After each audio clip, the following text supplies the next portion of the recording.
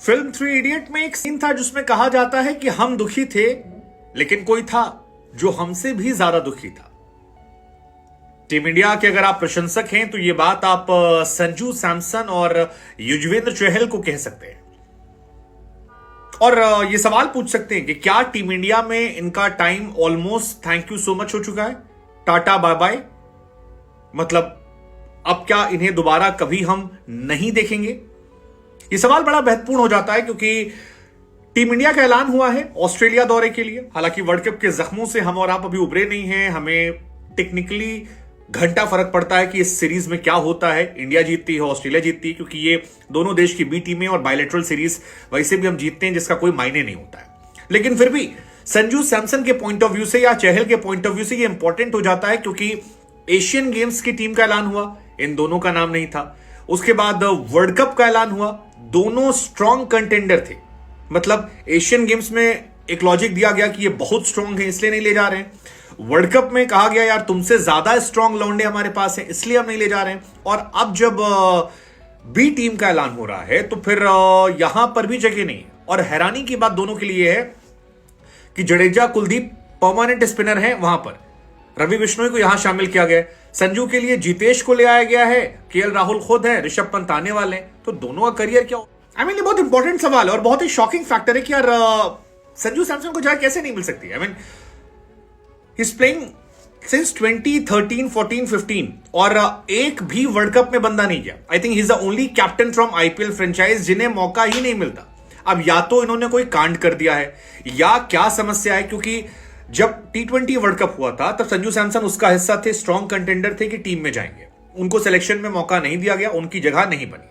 उसके बाद उन्हें कहा गया कि हम ओडीआई के लिए संभाल रहे हैं, ओडीआई में उन्हें बड़ा किया गया, धीरे धीरे खिलाया गया, सारा अच्छा कर रहे थे वो। सडनली एक सीरीज वेस्ट इंडीज की आती है, उसमें एक मैच में वो रन नहीं बनाते और उनको कहा था थैंक यू सो मच जी। तिलक वर्मा ने बनाए थे, उनको कहा गया आ जाइए जी। अब वो कहीं नहीं है। मतलब 2 साल पहले टीम में वो परमानेंट जगह ढूंढ रहे थे, फिर जो चोट के बाद आते गए उनके लिए रिप्लेस किया गया। अब ना ऋषभ पंत हैं, ना राहुल खेल रहे हैं, ना अय्यर इस टीम का हिस्सा है। मिडिल ऑर्डर में उनकी जगह बन सकती थी, लेकिन कहा गया जी नहीं, अब हम एक नई टीम बना रहे हैं जहां पर आप डिस्क्वालीफाई हो रहे हैं। सो पॉइंट यही है कि जो बंदा ओडीआई में नहीं है, जो बंदा टेस्ट में कभी डेब्यू नहीं किया, एशियन गेम्स में ले नहीं जाया गया, T20 सीरीज में खिलाया नहीं गया, सो क्या संजू सैमसन का करियर ऑलमोस्ट दी एंड हो चुका है?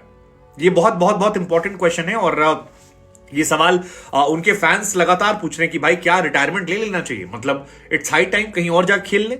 हम मतलब संजू सैमसन के बहुत सारे फैंस हैं जो लिख रहे हैं कि यार संजू को अब रिटायरमेंट ले लेना चाहिए और जाके नीदरलैंड, आयरलैंड या कहीं और से खेलना चाहिए, अप्लाई करना चाहिए, फिर खेलना चाहिए, बिकॉज कद्र जो है वो नहीं है। क्योंकि संजू सैमसन का सिलेक्शन हो ही नहीं रहा है और बहुत टफ है संजू सैमसन होना, क्योंकि यार और यही कहानी चहल की भी है। चहल यार वर्ल्ड कप में बहुत स्ट्रॉन्ग कंटेंडर थे, हर आदमी मान रहा था कि उनकी जगह बनती है। आईपीएल में one of the highest wicket taker वो थे, लेकिन एक बंदा जो हाईएस्ट विकेट टेकर की पोजीशन में है उसको आपने कहीं का नहीं छोड़ा। मतलब उस बंदे ने रेड बॉल क्रिकेट खेलना शुरू कर दिया इंग्लैंड जाकर कि भाई कहीं तो खिला लो, सिर्फ आईपीएल तक रखा है।